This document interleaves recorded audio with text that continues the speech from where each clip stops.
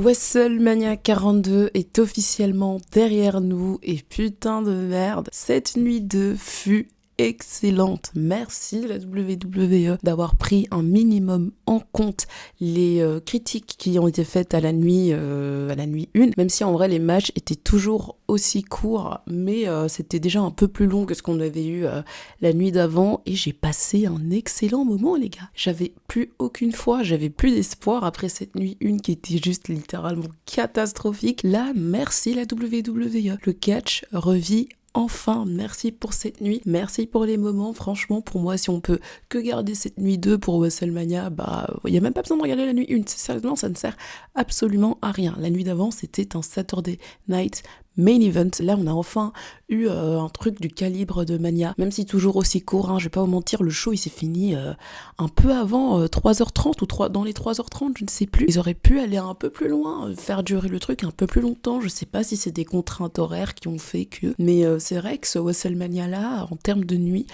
fut bien plus court que celle des années d'avant. Vraiment, nuit 2, excellent. Passons tout de suite à la review. Et on commence très fort avec le Obafemi face à Brock Lesnar, les gars. Le match fut, pour moi, ce qu'il fallait faire. J'ai vu des critiques en ligne comme quoi les gens se plaignaient comme quoi ça durait 4 minutes. Franchement, je m'y attendais. C'était juste prévisible que ça arrive, que ça dure aussi peu de temps, et Oba est resté fort. Franchement, j'avais peur qu'il fasse perdre Lesnar, mais au vu de ce qui s'est passé après, ça semble tout aussi logique. Obafemi, du coup, a vaincu Lesnar dans un match de 4 minutes 40.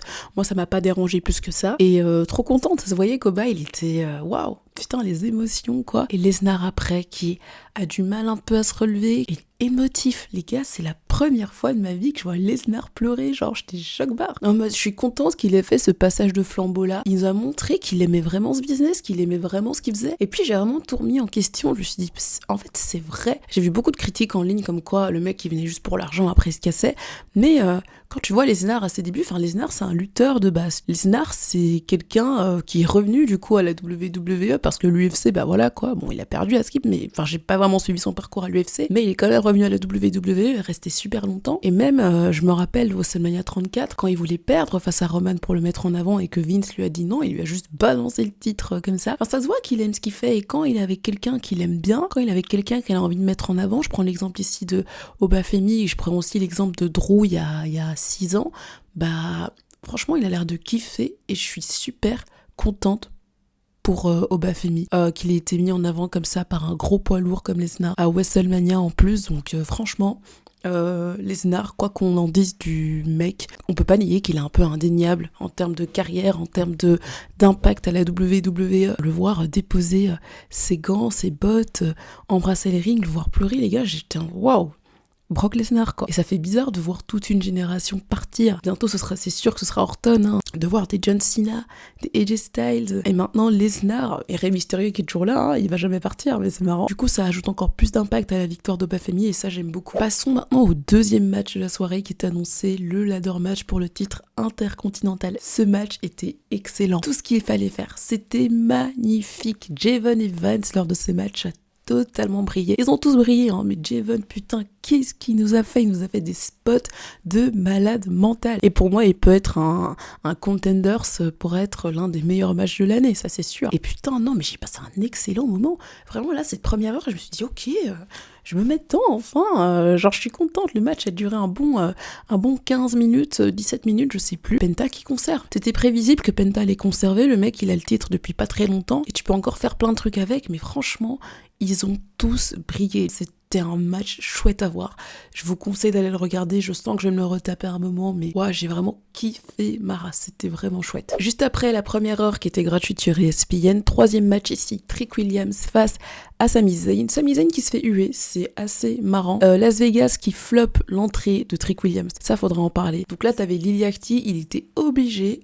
Vraiment, le mec était obligé de les réchauffer en mode en plein milieu de l'entrée, en mode allez chanter whoop that trick. J'étais là en mode mais what, comment tu peux t'arrêter de chanter comme ça? Et c'est une critique en fait envers la foule de Las Vegas. C'est pas la première fois. L'année dernière aussi c'était tout aussi pareil. Ils étaient pas ouf en termes de foule, donc voilà. Match assez court, 7 minutes les gars. Trick Williams l'emporte, c'était obligé, c'est sûr. En fait j'avais à peine, comme hier, j'avais à peine le temps de me mettre dedans que le match est fini. Et en fait, c'est con parce que la nuit 2 a moins de matchs que la nuit 1, donc t'aurais pu faire un peu plus durer les matchs. Et vu comment la nuit, elle s'est terminée à 3h30 du matin, enfin, ça a duré 3h30, pour moi, t'aurais pu faire un peu plus durer le spectacle, mais bon, tant pis au pire. Trick Williams, champion des États-Unis, ça lui va tellement bien, j'ai hâte de voir le prochain SmackDown. Lily Acté aussi, franchement, il était très chouette à voir, donc toute contente de ce résultat. Passons au 4e match de la soirée. Finn Balor en démon face à Dominic Mysterio. Le match a été annoncé dans la soirée comme étant un street fight, et ça a deliver. Le démon, mais quelle entrée, ça me faisait tellement plaisir de voir le démon Finn Balor. On l'a pas vu depuis WrestleMania 39 où il a perdu face à Edge, mais bon, ça c'est une autre histoire. Franchement, c'était super chouette, c'était vraiment chouette à voir aussi. Enfin, je suis vraiment rentrée dans le match. Revoir le démon, en fait, ça m'a fait un autre truc. Ça m'a rappelé un peu l'époque d'NXT. Ça m'a rappelé le moment où Balor avait remporté le titre universel. Bon, ça a duré 24 heures, mais voilà, franchement, c'était super chouette à voir. Hâte de voir ce qui va se passer pour la suite pour le démon. Du coup, le démon l'emporte ici face à Dominique. 10 minutes, encore une fois, le match. Ça allait, tu vois, en mode, ça m'a pas dérangé. C'est pas comme avec Trick et Sami où là, j'étais en mode, je pense que t'aurais pu faire un peu plus durer le moment. Pour moi, il était un peu plus violent que le Unsanctioned match de la veille. Mais bon, après, c'est juste mon avis à moi. Rhea Ripley face à Jade Cargill. Moi, je vous l'avais dit.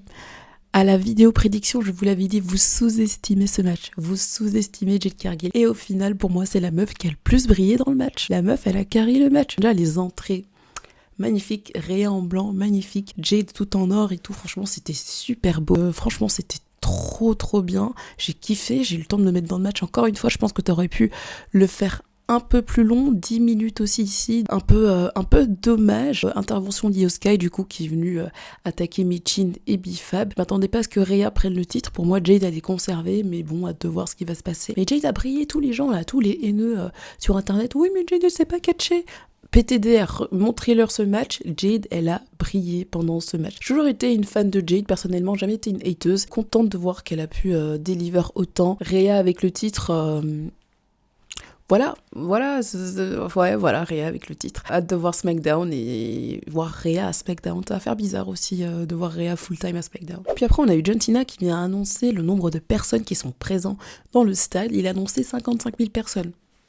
J'ai fait mes petites recherches et il n'y avait pas 55 000 personnes, il y en avait 52 000 à tout casser. Là, ils ont monté les chiffres, c'est dommage. Hier, ils n'avaient pas augmenté les chiffres, ils n'avaient pas gonflé les chiffres, ils ont donné les chiffres officiels. Là, ils ont augmenté. Je me dis, bon, au pire, tant pis, ils ont rajouté 5 000 personnes en plus, pourquoi pas. Après, t'as du coup The Miz et Kit Wilson qui arrive pour avoir un petit WrestleMania moment, comme d'habitude, un petit feel-good moment d'un Awesome qui arrive avec des trucs. C'est des humains, je sais, mais c'est super drôle, mec, c'était hilarant. En vrai, tout le segment m'a fait rire. Pour moi, c'était un bon feel-good moment. John Cena, ça se voit, il était en train d'exploser de rire. Moi aussi, derrière mon écran, j'étais en train d'exploser de rire.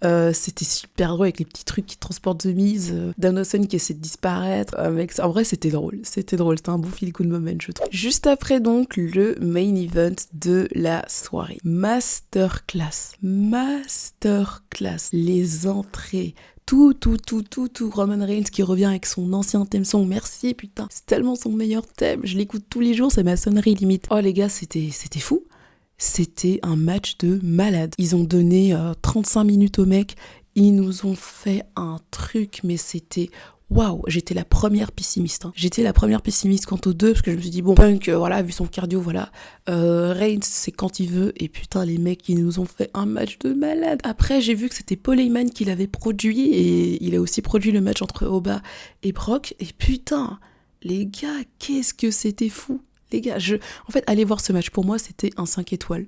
J'ai surkiffé. Ça m'a vraiment rappelé qu'on était vraiment à WrestleMania là, tu vois, en mode que c'est un vrai main event, qu'il y a une histoire qui est racontée pendant le match, tout le long du match, et que c'est pour ça que c'est important parfois de faire durer les matchs avec des grosses storylines pareilles. Oh, c'était fou.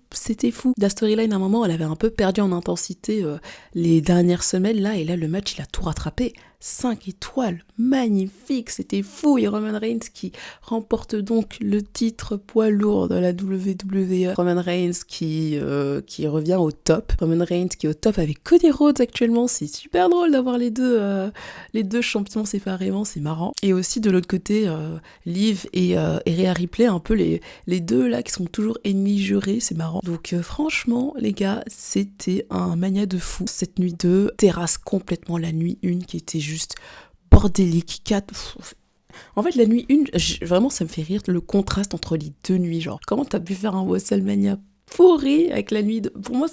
Pour moi, la nuit 1 de WrestleMania 42 est la pire nuit de tous les temps. Enfin, si tu comptes depuis que WrestleMania a 2 nuits. WrestleMania 36, pour moi, je le mets pas dedans. WrestleMania 42, nuit 1, aux oubliettes. Alors, franchement, oubliez en fait. Regardez juste la nuit 2 et vous serez heureux. Mais waouh, c'était vraiment chouette. J'ai vraiment passé un excellent moment en regardant cette nuit 2. Hâte de voir le Raw d'après Mania. Je ne sais pas encore si je vais le regarder en direct. Je sais pas trop de vous donner un avis sur tout ce WrestleMania encore en entier. Je crois que je vais en faire une vidéo à part où je vais vraiment revenir sur ce qui s'est bien passé et sur ce qui s'est un peu mal passé pour donner en fait un avis global, un avis général sur le show en entier des 2 nuits. Mais là, franchement, la nuit 2 récupère vraiment le fiasco, le désastre qu'était la nuit 1. Après, est-ce qu'on peut dire que c'était un excellent WrestleMania? Je sais pas, faudra encore y réfléchir quand on y sera à froid. Bref, dites-moi vous ce que vous en avez pensé. Êtes-vous hypé par le Raw d'après Mania? En tout cas, moi oui, je le suis. Donnez-moi votre avis en commentaire, n'hésitez pas à vous abonner, à liker. On se dit à toutes dans une prochaine vidéo. N'oubliez pas, soyez toujours fiers d'être fan de catch, la team. Et on se dit à une prochaine, sûrement très vite. Bisous!